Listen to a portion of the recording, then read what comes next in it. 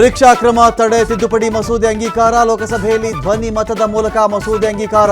ಇನ್ನು ಮುಂದೆ ಪ್ರಶ್ನೆ ಪತ್ರಿಕೆ ಸೋರಿಕೆಯಾದರೆ ಕಠಿಣ ಶಿಕ್ಷೆ. ಹಳೆ ಕೇಸ್ಗಳ ಬೆನ್ನು ಬಿದ್ದ ದೆಹಲಿ ಪೊಲೀಸ್. ನೀಟ್ ಹೋರಾಟದಲ್ಲಿ ಹಲವು ಆರೋಪಿಗಳು ಪ್ರತ್ಯಕ್ಷ. 2800ಕ್ಕೂ ಹೆಚ್ಚು ಆರೋಪಿಗಳ ಗುರುತು.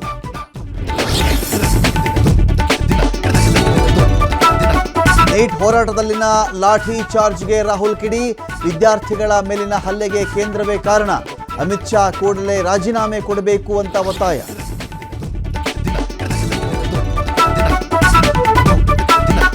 ಜೆನ್ಜಿ ಜನರೇಷನ್ ಗಟರ್ ಎಂದಿದ್ದ ಕಂಗನಾ ರಣಾವತ್ ತಮ್ಮ ಹೇಳಿಕೆಯನ್ನ ಮತ್ತೆ ಸಮರ್ಥನೆ ಮಾಡಿಕೊಂಡ ಬಿಜೆಪಿ ಸಂಸದೆ.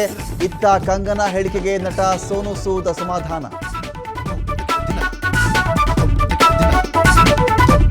ಸಂಪುಟ ವಿಸ್ತರಣೆ ಸಭೆ ಮತ್ತೆ ಮುಂದೂಡಿಕೆ.